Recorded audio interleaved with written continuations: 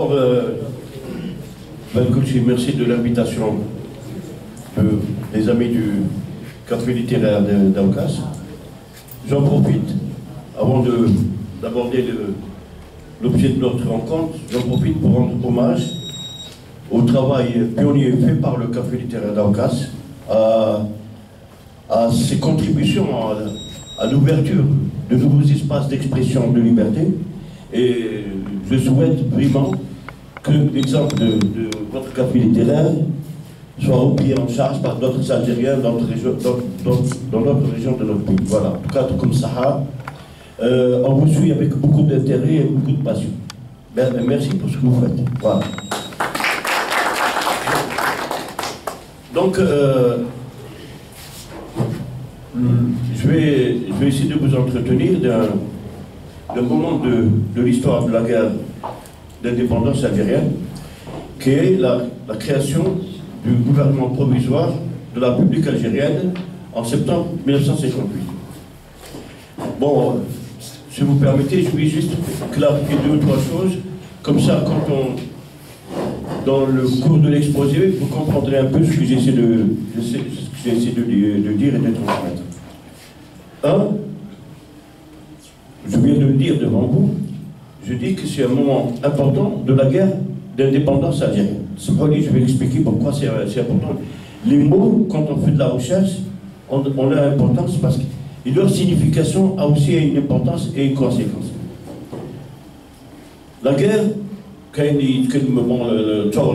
révolution, l'intifada de Chab, l'imagine, ça c'est le discours institutionnel. Du point de vue strict de l'histoire. Quel est l'objet de la guerre lancée par l'insurrection du 1er novembre 1954? Cet objet est consigné dans la proclamation du 1er novembre. La proclamation du 1er novembre fixe à la lutte armée un objectif stratégique, l'indépendance nationale et la souveraineté nationale. Comme par exemple, bon, je suis certain que beaucoup d'entre vous doivent avoir des souvenirs de leur jeunesse, quand ils partaient au cinéma voir les grands films américains, on parlait de la guerre d'indépendance américaine. La guerre d'indépendance américaine, effectivement, on en a parlé, on a fait des films et tout. En Algérie, nous avons le droit de dire notre guerre est une guerre d'indépendance. Parce que l'objectif fixé par la proclamation du 1er novembre, c'est la guerre d'indépendance. C'est l'indépendance du pays. C'est important parce qu'il va y avoir des transformations dans le contenu et dans les objectifs, notamment avec la tenue du congrès de la Soumane. Donc le premier point de départ, c'est la proclamation du 1er novembre et ceux qui sont derrière l'insurrection du 1er novembre, qui constitue la première direction du Front de Libération Nationale. Donc là, de quoi je vais vous parler? Je vais vous parler de la direction du FLN. Aujourd'hui, quand vous écoutez votre télé ou votre radio, vous disez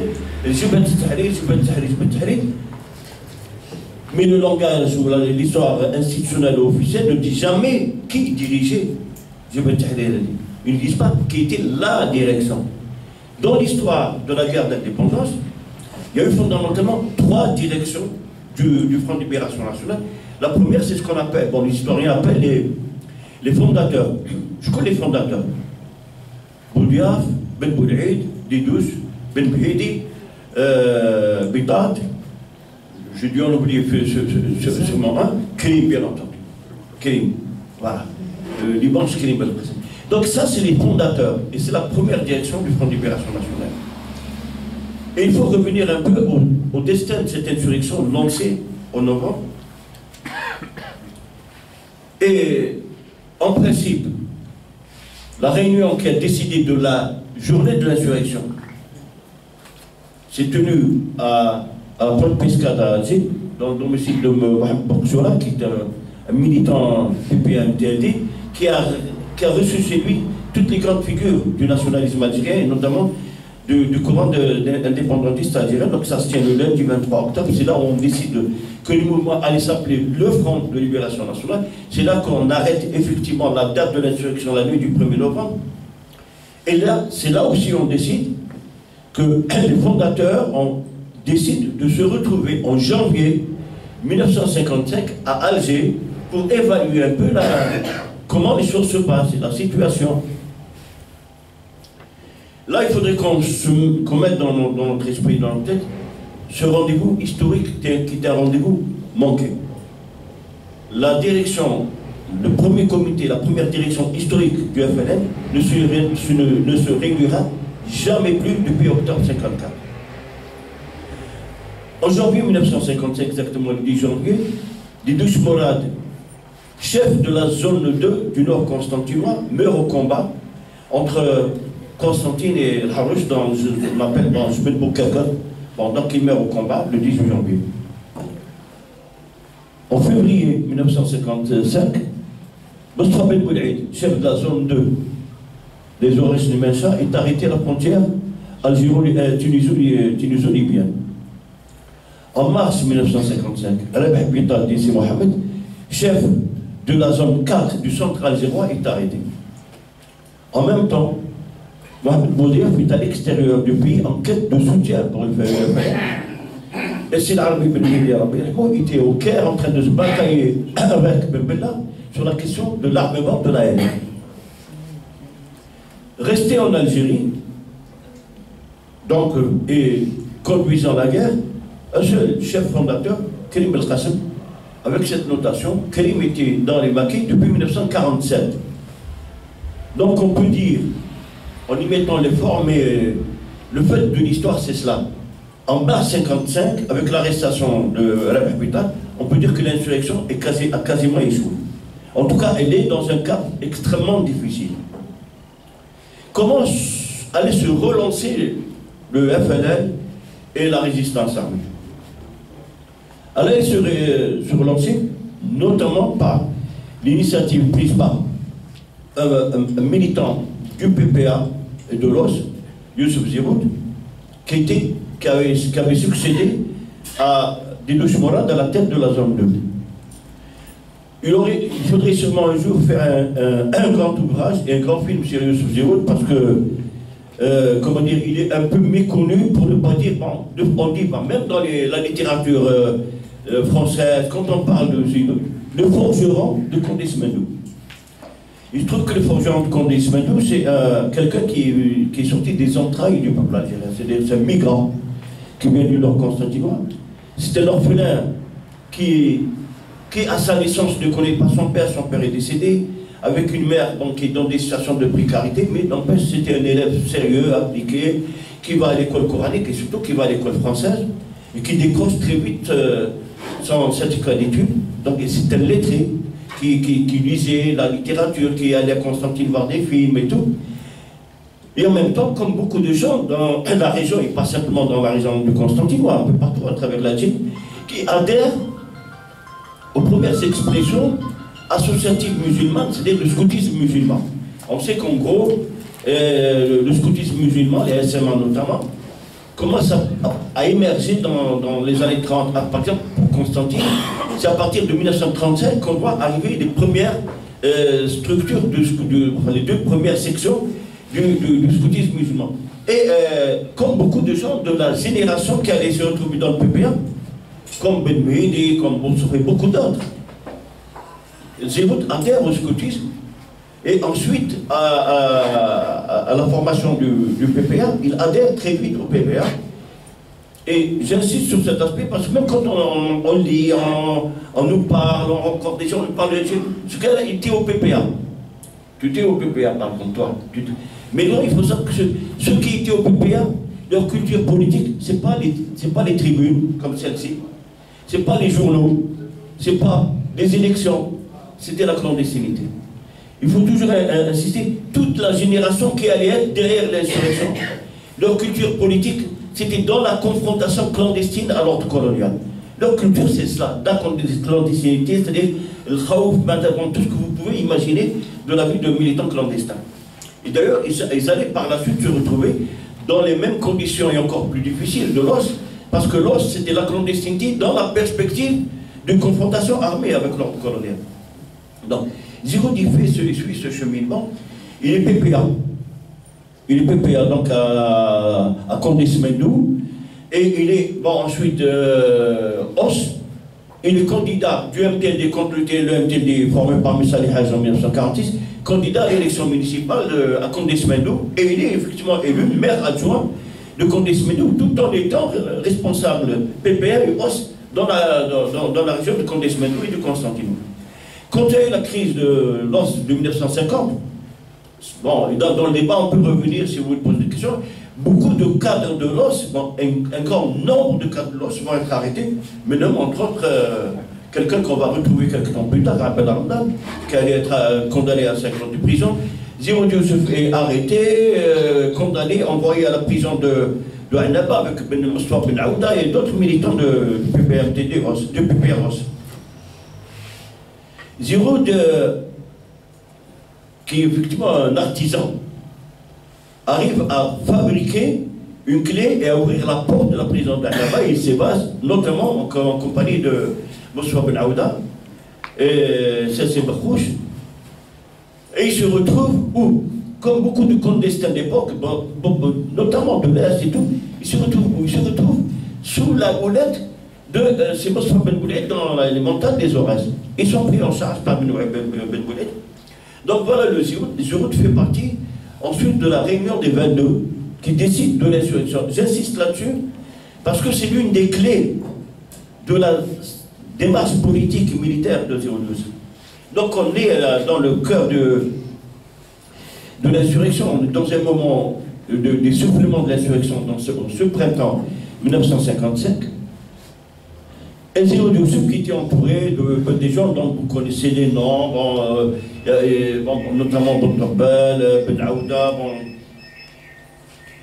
Alors c'est un jour à ses compagnons, il leur dit, je vais m'isoler.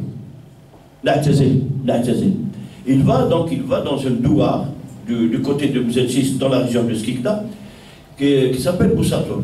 Et là, il est là face à son destin et face au destin de la lutte de libération. Qu'est-ce qu'il faut faire? Là, il évalue, il réfléchit, avec une grande lucidité et avec une vision vraiment de longue portée. Il s'isole pendant plusieurs semaines et ensuite il convoque ses compagnons, ses frères de lutte, il les convoque dans un douar qui n'était pas loin de vous, toujours dans la même région, à Zemen. Et là, ils sont rassemblés autour de lui. En parenthèse, nous on dit aujourd'hui Zéroud Youssef parce que bon, dans la littérature, on dit Zéroud Youssef. Dans la liturgie de la guerre, les militants, les dirigeants, les moudjahidines de la région qui ont connu Zéroud Youssef, personne ne dit Zéroud Youssef. On dit Si Ahmed ou Sidi Ahmed. Si Ahmed, il y avait que vénération. Je vous garantis, moi j'ai eu le privilège de rencontrer des compagnons de Zéroud. Quand ils parlent de Zéroud, ils ont vraiment la chair de poule. Sidi Ahmed, bon, je ne sais pas si vous imaginez parce que ça représente. Donc si Ahmed rassemble ses compagnons, et qu'est-ce qu'il leur dit? Il leur dit, bon,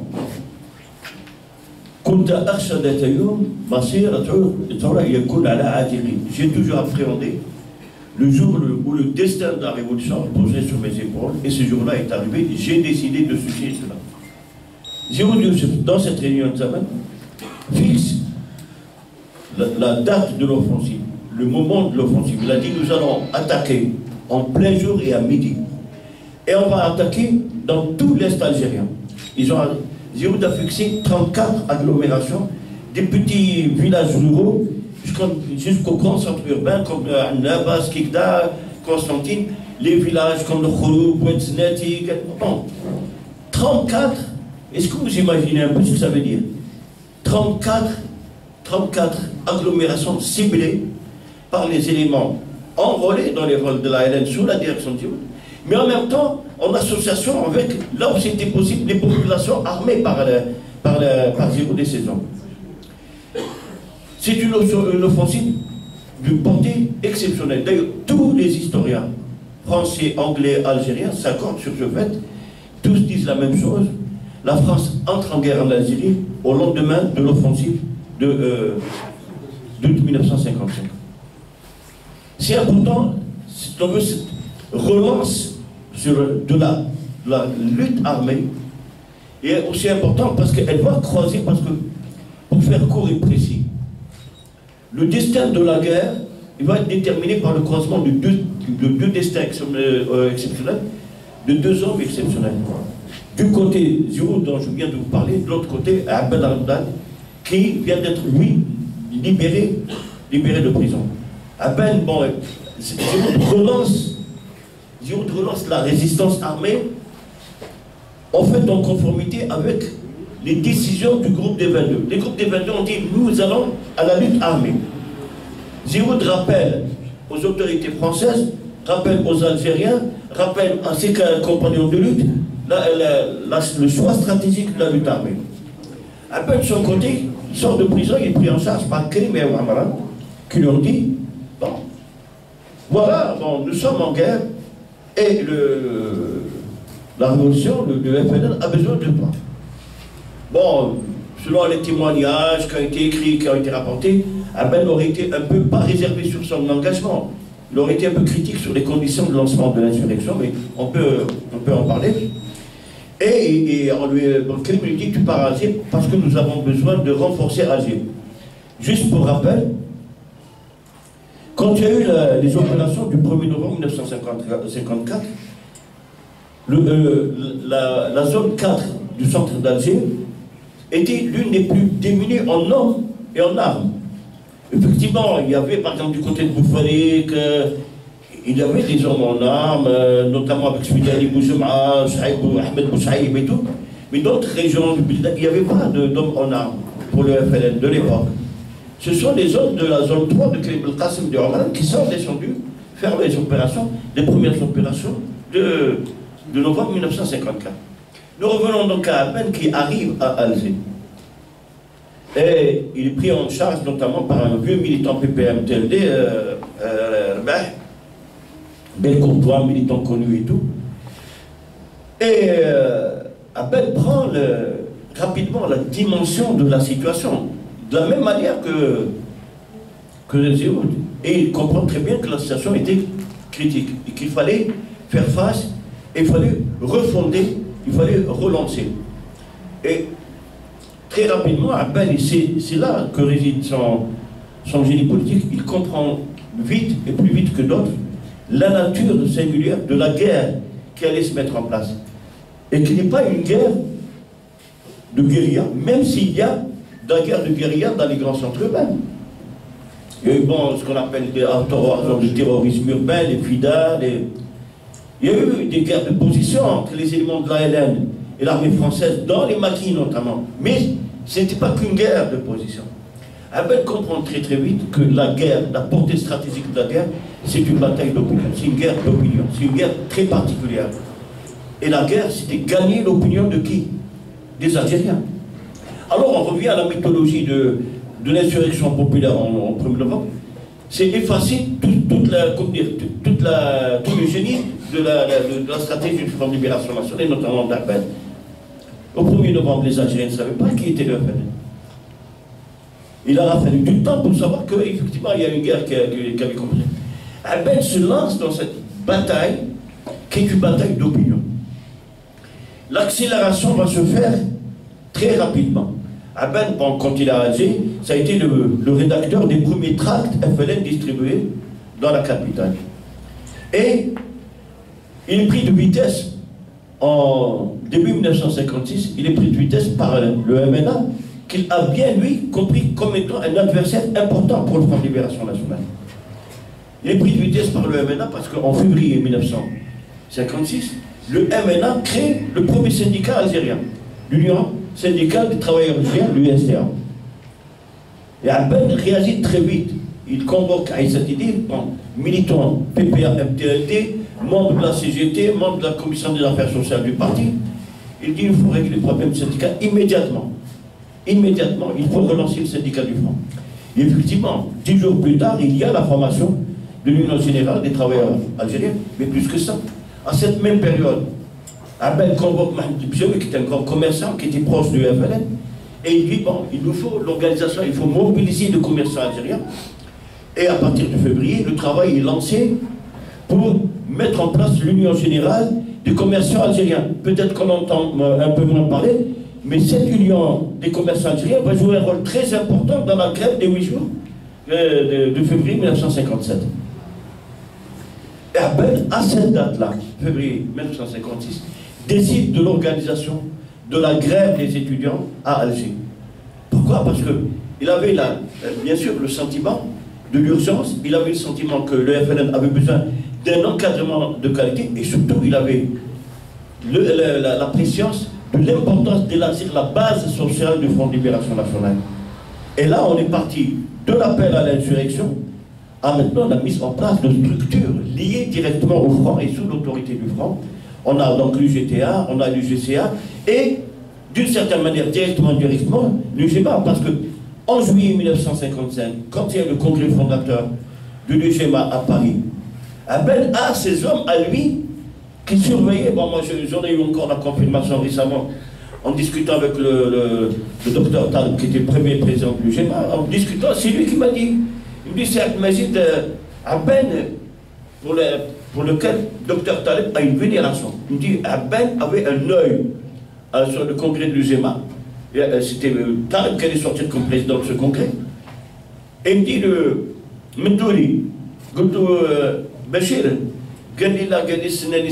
Mahmoud, effectivement, Mahmoud Mendouli, qui était étudiant à Alger, et qui était proche de Abed, et qui était là, en gros, l'œil de Abed dans la tenue, pour dire que Abed a très vite compris la nature de la guerre. Ce n'était pas simplement des opérations militaires, c'était une bataille pour mobiliser l'opinion autour des objectifs fixés par la proclamation du 1er novembre, l'indépendance. Et cette bataille-là, Ben va la mener dans un sens qui est un sens qui va avoir, lui, une portée historique irréversible, pour laquelle personne ne peut plus revenir. Ben met en place une commission parce que le Front de Libération Nationale, au moment de l'appel du 1er novembre, c'est un sigle. Ce n'est pas un front au sens politique et sociologique. Ben travaille à mettre en place réellement le front. Donc on peut dire, sans ni jeter des fleurs à Ben, ni comme agrandir son image, ni on peut dire, parce que l'histoire, c'est cela. Ben est le vrai fondateur du FN. Parce qu'avant Ben, il y avait l'appel, il y avait des objectifs géopolitiques d'indépendance, mais les structures politiques pour aller vers l'indépendance, pour confirmer, elles faisaient encore défaut. Donc, comme je l'ai indiqué, Ben élargit la base sociale, les étudiants, les commerçants, les travailleurs, et il élargit, il forme surtout la base politique et idéologique du Front de Libération Nationale. Il met en place une commission pour préparer un programme qui allait être le programme du FLN. Ce programme-là, il est connu, c'est ce qu'on appelle la plateforme de la Soumam, parce que c'est le congrès de la Soumam qui se tient en août 1956, va débattre de cette plateforme-là, il va adopter cette plateforme-là à partir de ce congrès. Le FLN est un front au sens politique, au sens sociologique. Il a une assise sociale élargie dans les campagnes, dans les villes, dans les différents secteurs de la société. Il a un programme d'action et il va avoir une nouvelle direction. J'insiste là-dessus. Donc, le CCE, issu du congrès de la Soumam, est la deuxième direction du Front de Libération Nationale. Donc, on a parlé des fondateurs. On arrive à la deuxième direction du FLN, c'est le CCE. Et pour dire, la clarification me paraît importante, à la conclusion des travaux du congrès, il y a l'adoption de la plateforme de la Soumam. Alors, j'invite notamment nos amis les plus jeunes d'entre nous à lire ou à relire la plateforme. Alors, vous savez combien il y a de chapitres dans la plateforme? Enfin, tu réponds, je te mets dehors. S'il te plaît, il y a combien de chapitres? Il y a 32 chapitres. Il y a 32 chapitres dans la plateforme de la Soumam, et c'est un document, je dirais pour chaque Algérien, ça devrait être un document identitaire. Parce que il porte, c'est pas qu'un projet dans la conjoncture politique de la guerre. Il traite de tous les aspects. Par exemple, et je vais revenir dessus parce que c'est extrêmement important, sinon on ne comprendrait pas l'existence du GPRA et la stratégie qui va suivre. La plateforme de la Soumam se prononce sur toute une série de questions fondamentales pour l'Algérie. Par exemple, la plateforme de la Soumam se prononce sur le statut des Algériennes. Quel va être l'avenir des Algériens dans une Algérie indépendante? La plateforme d'Assoumam se prononce sur le statut de la communauté juive d'Algérie parce qu'elle existait. La plateforme d'Assoumam se prononce sur la politique étrangère de l'État algérien. Et effectivement, la plateforme de l'Assoumam se prononce sur un certain nombre de... Elle se prononce fondamentalement, et là, vraiment, j'insiste pour enlever les ambiguïtés et les utilisations abusives de ces énoncés. Que fait la plateforme de l'Assoumam? Elle projette, c'est écrit noir sur blanc, l'État algérien, elle projette l'État algérien. C'est quoi l'État? C'est une institution politique qui dirige une population et sur un territoire. C'est pour cela que la plateforme porte en elle, dans son énoncé, le principe de l'édification de cet État. Un État exerce sa souveraineté sur son territoire, c'est-à-dire à l'intérieur de son territoire. Donc la direction de cet État virtuel doit être à l'intérieur du pays. Ça, c'est la première des choses. Deuxièmement, dans un État, il y a une direction politique, et elle va être mise en place, le CCE et le CNRA, et en même temps, il y a une armée qui est le bras sécuritaire de cet État. Pour la clarification, avant l'Assoumam, il n'y avait pas, au sens institutionnel, sociologique, il n'y avait pas d'armée en Algérie. Il y avait des militants nationalistes en armes. La meilleure des preuves, Kérim Belkacem, chef de la zone 3. On n'a jamais dit le colonel Kérim, jamais. Parce qu'à l'époque, c'est un dirigeant nationaliste qui est chef de zone et qui dirige le combat en tant que militant en armes, comme ses compagnons, comme dans l'ouest, comme dans l'est du pays, et ainsi de suite. Mais à partir de l'Assoumam, non. À partir de l'Assoumam, l'armée est structurée. Et je renvoie encore à la lecture de l'Assoumam parce que la solde du soldat qui était selon l'Assoumam. Parce que même la solde du journée est fixée dans l'Assoumam. Même la solde, c'est de combien il touche, est fixée dans l'Assoumam. Donc l'Assoumam invente et projette l'État, projette un État qui est dirigé de l'intérieur du pays et projette une armée qui est sous l'autorité de cet État et de cette direction politique. C'est exactement ça le sens de ce que l'Assoumam a donné au primat du politique sur le militaire, au primat de l'intérieur sur l'extérieur. Un État se dirige de l'intérieur et une armée est soumise à la décision politique qui est de cet État. C'est exactement ça, la projection de l'État moderne, et il n'y a pas d'autre signification que celle-ci. Voilà tout ce que l'Assoumam a apporté. La direction issue de l'Assoumam, c'est important de dire, c'est deux instances. On connaît très très bien le CCE, le comité de coordination et d'exécution, composé justement de Alben, de Bilmehdi, de Krim, de Belkhada et de Daïr. On connaît moins bien l'autre instance, le CNRA, le Conseil national de la Révolution algérienne, qui est institué par les statuts du FLN adoptés à l'Assoumam. C'est quoi le CNRA, le Conseil national de la Révolution algérienne? C'est un peu le Parlement algérien de l'époque, qui se compose de 34 membres, 17 membres de plein droit et 17 suppléants. Pourquoi cette instance va s'appeler le Conseil national de la Révolution algérienne? Parce que, à la différence de l'appel du 1er novembre, l'Assoumam a mis en place un programme politique. Et ce programme, c'est un programme de transformation sociale, culturelle, politique, morale de la société algérienne.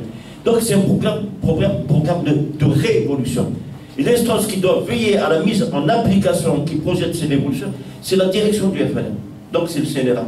C'est pour ça que la notion de révolution n'apparaît qu'au terme des travaux de l'Assoumam. Elle n'existait pas au 1er novembre. En août 1956, elle peut exister légitimement parce qu'il y a un programme de transformation de la société algérienne.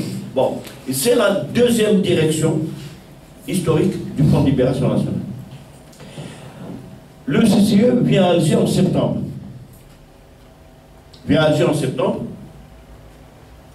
Et comme chacun sait, il quitte Alger tragiquement en mars 1957. Parce que on peut dans le débat revenir sur les conditions, bon, l'arrestation de l'armée Bilmehdi, la bataille d'Alger, la grève des 8 jours, tous ces éléments-là, bon, le réseau de bombes, tous ces éléments qui sont un moment clé aussi de l'histoire de la guerre. Le résultat, c'est que l'armée Bilmehdi est arrêtée, torturée, assassinée. Et bon, Ben Khaddar, Dahleb, Krim, Ben sont contraints à quitter l'Algérie. Bon, ils vont trouver refuge entre le Caire et Tunis. Et là, il y a un moment important qui est en règle générale très peu mis en valeur, notamment dans la littérature officielle. Krim, bon, en tant que membre du CCE, bon, prend prétexte, mais prend acte de la disparition de l'Arabie Ben Midi et dit à ses compagnons, il faut renouveler, pas remplacer l'Arabie, mais il faut renouveler la direction du FLN. Et il va y avoir une réunion exceptionnelle, par sa portée, de ce Conseil national de la révolution algérienne qui va se tenir du 20 août 1957 au 28 août 1957 dans un grand hôtel du Caire. En règle générale, bon, cherchez bien, vous ne trouverez pas beaucoup de textes ou d'articles sur ce moment, qui est un moment clé de notre histoire. Entre parenthèses, il faut revenir à cela parce qu'on est toujours dans le contexte de la bataille d'Alger, les dirigeants du FN sont encore à Alger. Et un mois avant qu'ils quittent Alger, ils reçoivent un message de Hossein Aït, qui a été détenu comme chacun sait. Il a été ils ont été arrêtés en octobre 1956, ils sont en prison. Hossein Aït envoie un courrier au CCE avec une très forte recommandation de mettre en place un gouvernement comme direction du FLN. Un gouvernement. Donc l'idée est déjà lancée en février 1957. Donc je tiens donc la réunion du Conseil national de la révolution algérienne d'août 1957 avec cette particularité parce qu'il y a des statuts qui ont été adoptés. Est-ce que ces statuts allaient être respectés un an après? En fait, non. Parce que le quorum, pour tenir régulièrement une session du Sénat, n'était pas réuni. Donc, on a procédé à ce qu'on appelle la cooptation. Et beaucoup d'officiers de la LN de l'intérieur ont été cooptés comme membres du Sénat et qui ont participé aux délibérations. Il y a beaucoup d'historiens qui disent nous contestons la légalité des décisions prises par le CNRA en 1957 parce qu'effectivement c'est une violation des statuts du FLN et le quorum n'étant pas atteint, les délibérations n'avaient pas de valeur sur le plan juridique, mais peut-être qu'elles n'avaient pas de valeur sur le plan juridique, mais elles ont eu valeur sur le plan politique. Donc le CCE et le CNRA tient sa réunion entre le 20 août et le 28 août 1957 au Caire. Parmi les décisions les plus importantes, la mise en minorité et la marginalisation de Abel Hamdan. On peut considérer que le CNRA du Caire d'août 1957 a procédé à la mise à mort politique de Abel. Il a été déchargé de toute responsabilité, c'était lui l'animateur, il a été déchargé de toute responsabilité et on l'a confiné dans la direction du journal Al-Moujahid, comme je pense que vous devez le savoir. Et on va dire oui, à peine mis en minorité, ça veut dire quoi? C'est des thèses de la SUMAP qui sont battues en brèche. Donc il va y avoir une nouvelle stratégie. En marge de l'accord du Congrès de la SUMAP, mais toujours bon de le rappeler, les principales critiques ont été adressées par Abel, notamment par les dirigeants du Nord constantinois. قالوا له كيفاش عبان دخل الناس اللي هجمونا في اول نوفمبر دخل في القياده تاع الثوره. يا عبان اونتروب بن عوده ربي يرحمه باسكو بورتي مونيست افيك une grande honnêteté, une grande rigueur.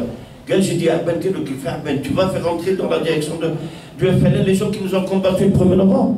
Et Abel lui répond, c'est Ben Aouda qui rapporte ça, et c'est moi j'ai l'enregistrement, et je dis bon c'est témoignage vivant. Abel lui dit c'est Moustapha تقصد فرحة عباس. قال له هي فرحة عباس.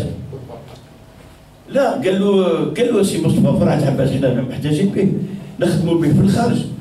قال لكم ما نخدموش به حنا فرنسا دير لنا باوداي على راس الجزائر. باوداي c'était l'empereur fantoche que la France a imposé à l'Indochine pendant la guerre d'Indochine. Voilà. قال لي ديروا ils ont préféré عباس يخدم معنا plutôt qu'il يخدم مع فرنسا ودنا. Et c'est Moustapha donne témoignage de manière honnête de l'échange avec. Donc les Constantinois ils contestaient les choix, les centralistes, les ulémas, les amis d'Abbas. Donc on se dit, en août 57, un an plus tard, ceux qui ont contesté, y compris Klim, qui a contesté, bon, parce que Klim, il a conduit les travaux du CNRA sous l'ancienne, la réhabilitation des maquisards. Ce qu'on les maquisards.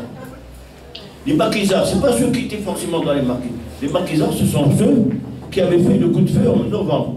Mais en novembre, Abel ne pouvait pas faire le coup de feu, il était en prison. Il ne pouvait pas faire le coup de feu, il était en prison.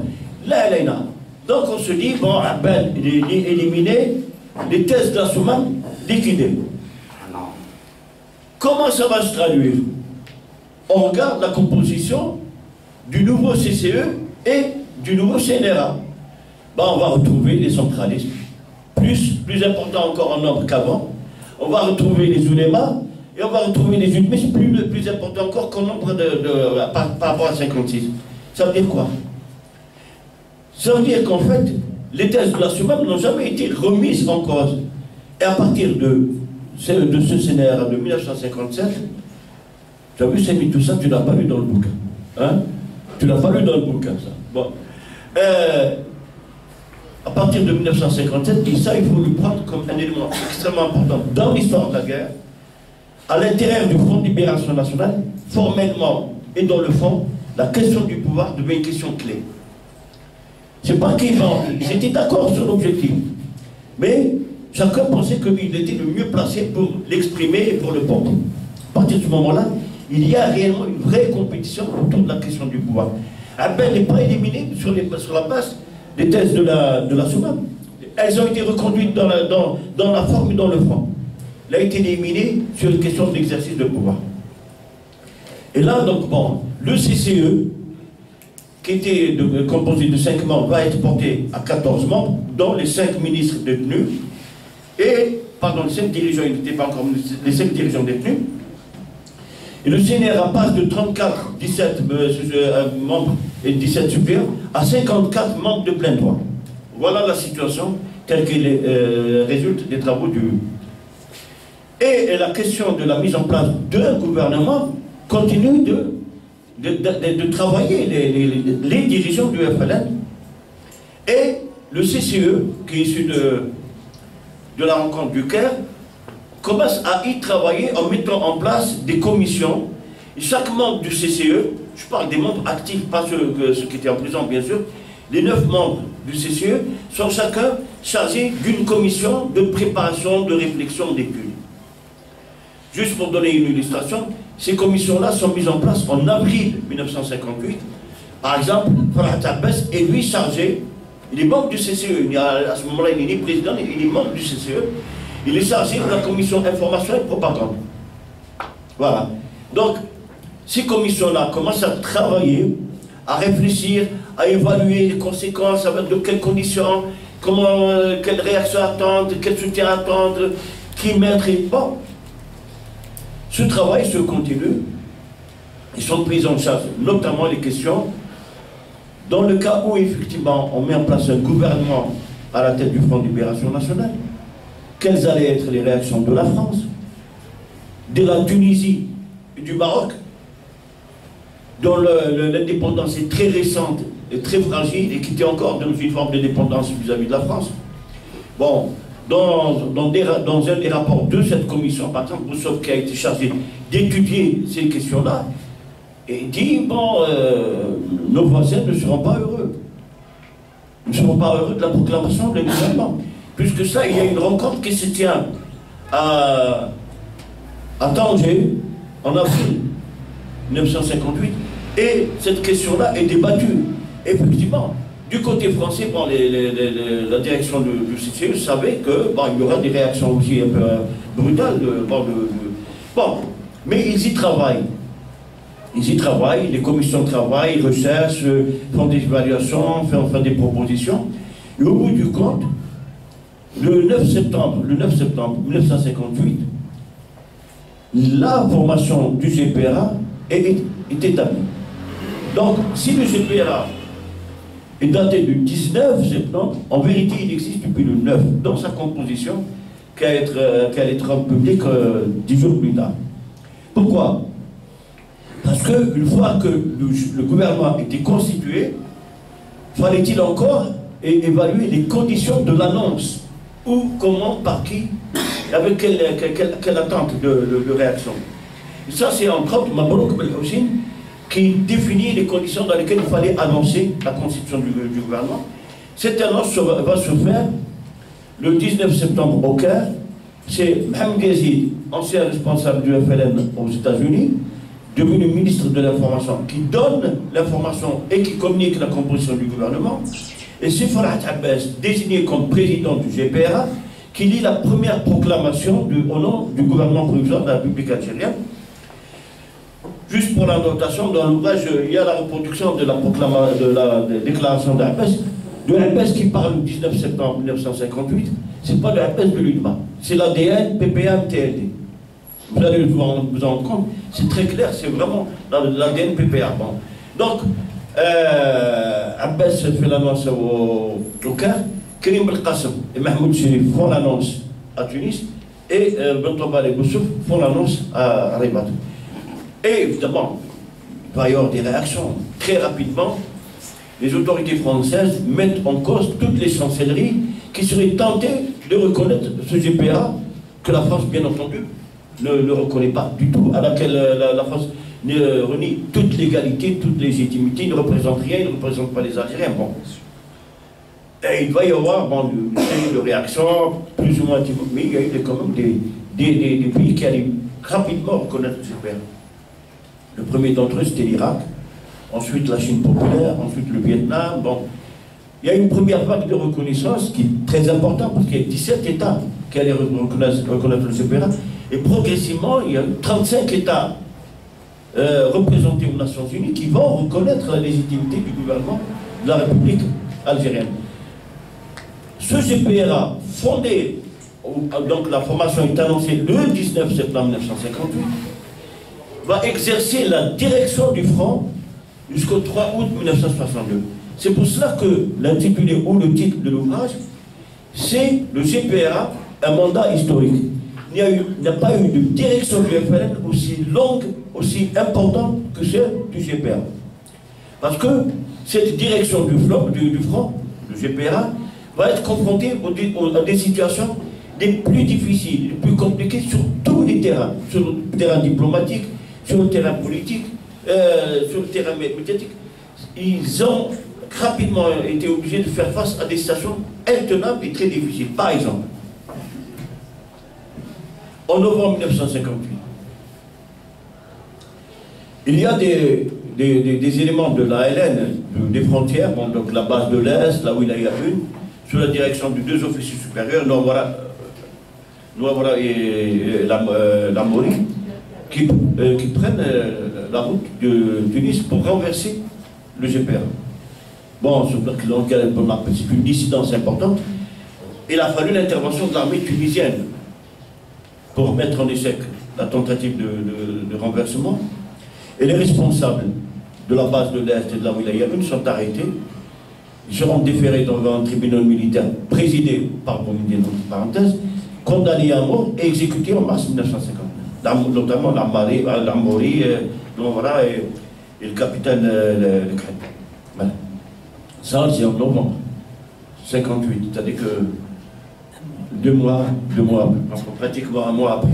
En décembre de la même année, le colonel Amirch convoque une rencontre des chefs de wilaya de l'intérieur qui va se tenir entre le 6 et le 10 décembre du côté d'El-Milia, du côté de Gigel, dans les montagnes d'El-Milia, pour dénoncer l'incurie du GPRA et proposer d'instituer à la place du GPRA une direction à l'intérieur du pays assumée par les chefs militaires des wilayas.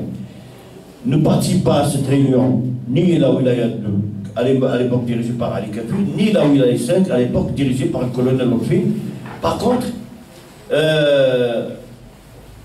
Lemin Khan, qui était militant dans les rangs de la wilaya 2, mais en même temps, il était secrétaire d'État dans le nouveau GPRA, a été envoyé par Kadhafi comme observateur. Donc il n'a pas participé aux décisions, mais il était là en tant qu'observateur. Voilà, en gros, il y avait les chefs de la 1, de la 3, de la 6, de la 4, qui étaient d'accord sur cette idée de substituer au GPRA une autre direction à l'intérieur du pays.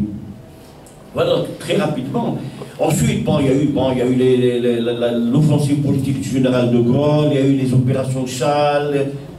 Donc le GPRA a eu à gérer des situations d'une extrême complexité, d'une extrême difficulté. Y compris au plan intérieur. C'est à l'intérieur même du GPRA. À l'intérieur du GPRA, il y avait en gros 3 très fortes personnalités qui pesaient de tout leur poids sur les choix, sur les orientations, sur l'animation de la direction politique. Kenny, ancien patron de la zone 3, Boussouf, ancien patron de la zone 5, Bantobel, ancien patron de la zone 2, ce que Mohamed Harbi appellera les seigneurs de guerre, parce qu'effectivement, quelle que soit leur position politique, ils étaient suivis par leurs hommes sur leur territoire d'appartenance. Et il y a eu donc conflit, opposition et blocage du GPRA en 1959, qui a conduit Abbas, président du GPRA, à dire à ses compagnons, donc à Bossov, à Oklim, écoutez, appelez vos amis, appelez les chefs militaires, il faut qu'on tranche, on ne peut pas bloquer le gouvernement et la direction du FLN. S'il y a des conflits, vous en parlez, vous êtes les chefs militaires, parlez-en, et on tranche le débat et on verra. Et là, on va se tenir effectivement un événement qui est très peu connu de nos concitoyens, ce qu'on appelle le conclave des colonels. Les colonels, c'est-à-dire, ils sont 10 colonels, il y a 3 colonels qui sont membres du GPRA, il y a 7 colonels qui viennent de l'intérieur, en plus de Boumediene et de Mohamed Saïd, qui se réunissent du 12 59 jusqu'à décembre 59. Donc, exactement, ce sont 10 jours, ils sont rassemblés. Vous allez vous trouver peut-être des articles sur le conclave des colonels, le conclave des 110 jours et tout. Et le résultat de ce conclave, c'est la décision de changer, de modifier la composition du GPRA et surtout de modifier la composition du CNRA. Donc de convoquer une réunion du CNRA. Et à la suite de la réunion du conclave des colonels se tient la réunion du CNRA avec les nouveaux membres et tout. Le GPRA est reconduit, enfin, Abbas est reconduit à la tête d'un GPRA plus ramassé. Donc, on va passer, en gros, au départ, il y avait quelque chose comme 18 ministres. On va passer à un gouvernement d'une dizaine de ministres. Bon, leur liste est dans l'ouvrage. Et le CNRA, donc c'est lui qui va reconduire Abbas et qui va désigner le nouveau GPRA, prend une décision d'une extrême importance. C'est la création, pour la direction de la lutte armée, de ce qu'on a appelé le CIG, le comité interministériel de guerre. Le comité interministériel de guerre, c'est lui donc qui a la haute main sur l'ALN à l'intérieur et sur l'ALN à l'extérieur. Il est composé de Krim, de Boussouf et de Bantobel. Et le CIG, donc, parmi ses premières décisions, la création d'un état-major général dans l'ALN. Avant, il y avait 2 états-majors dirigés l'un par Mohamed Saïd, l'autre par Houari Boumediene. Donc, ils décident de créer un seul état-major, ils ont confié la direction à Houari Boumediene. C'est des éléments qui sont importants parce que ça va peser sur le cours de la guerre, et notamment sur les rapports entre l'état-major et le GPRA. Donc, le GPRA fait face à d'énormes difficultés. En plus de cela, il y a eu aussi une évolution de la politique algérienne du gouvernement français. Cette évolution, elle commence par l'arrivée du général de Gaulle dans les conditions enclenchées en 1958, portée par les ultras de l'Algérie française, qui pensaient qu'effectivement le général de Gaulle allait conforter la présence française en Algérie. Et le général de Gaulle, au départ, ce n'est pas qu'un militaire, le général de Gaulle, c'est un dirigeant politique, nationaliste et rugueux. chemin aux intérêts de la France et aux intérêts de la seule France, bon, et la grandeur de la France. De Gaulle, en arrivant au pouvoir, fait son diagnostic de la situation algérienne. Qu'est-ce qui se passe en Algérie? La guerre, comment l'arrêter? Comment, pour reprendre son expression, sortir les Algériens de l'emprise du FLN, c'est-à-dire de la bataille de l'opinion et contrôler l'opinion algérienne. Il fait ce constat qu'effectivement, les Algériens sont dans une grande misère. Il fait le constat que les Algériens n'ont pas d'habitat décent. Il fait le constat que les Algériens, bon, les enfants des Algériens ne vont pas à l'école. Qu'est-ce qu'il fait? Il lance un plan de grande ambition qu'on appelle le plan de Constantine, qui sera présenté à Constantine, mais qui ne concerne pas de Constantine, mais qui concerne toute l'Algérie. Et il annonce sa politique de scolarisation de 300 000 gamins algériens, et avec comme perspective la scolarisation de tous les jeunes Algériens à l'horizon 1966. Il annonce l'intégration dans la fonction publique algérienne de près de 200 000 fonctionnaires, et il annonce la construction de plus de 250 logements pour les Algériens, en pensant que c'était les outils nécessaires pour regagner la confiance de l'opinion algérienne. Là, on est en octobre 58, mais très rapidement, le général de Gaulle se rend compte que la bataille, quelque part, était déjà perdue. Il change son fusil d'épaule, et en septembre 1959, il fait sa fameuse conférence de presse où il annonce, où il reconnaît pour la première fois au nom de la France, le droit du peuple algérien à l'autodétermination, en disant c'est aux Algériens de décider de leur destin, et j'organiserai un référendum pour que les Algériens disent si oui ou non, s'ils veulent être français ou pas.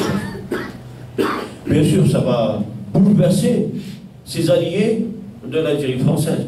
C'est un élément important dans l'ensemble de... Général de Gaulle, à partir de cette date-là, est déterminé à aller au bout. Mais pour lui, aller à la négociation avec les Algériens, pas forcément avec le FNL, avec des Algériens, c'est y aller en position de force. C'est y aller en position de force. Ça veut dire quoi en position de force? Casser la LN. Casser la LN qui est comment dire, la colonne vertébrale de la résistance intérieure. Et c'est là où il y a les périodes les plus dures pour les maquis algériens, donc les différentes opérations lancées par le général Sall avec tous les moyens, le napalm, l'aviation, l'artillerie, les chars. C'est une offensive massive contre les maquis algériens. C'est une période extrêmement difficile pour le FLN, la LN et pour la résistance. Le général de Gaulle était déterminé à arriver aux négociations en position de force. Et de son côté, le CPA, lui aussi, travaille à renverser les rapports de force avec la France. Et il y a, sous le coup de la répression, des attaques massives, l'opinion algérienne commence progressivement à basculer et à reconnaître qu'effectivement, il y avait un véritable enjeu qui engageait son destin. Et ce qui va se passer, c'est ce qui... Général de Gaulle qui arrive en Algérie en décembre 60 pour ce qu'on appelle pour les popotes, c'est-à-dire parce qu'il avait projeté d'organiser en janvier un référendum sur sa politique algérienne, et vient pour donner de l'ampleur à l'appel au vote du oui, et il fait une tournée des popotes pour s'assurer de la loyauté de l'armée française, et il commence par Aït Mousset. Et là, Aït Mousset, bien évidemment, les Pieds Noirs l'attendaient de pied ferme. Et de l'autre côté, il y avait les Algériens qui s'opposaient. Les Pieds Noirs criaient Algérie française. Et, avec Aït Mousset, les Algériens criaient Algérie algérienne, parce que dans un de ses discours, le général de Gaulle dit l'Algérie algérienne. Ben, il reprend le slogan de Gaulle, l'Algérie algérienne.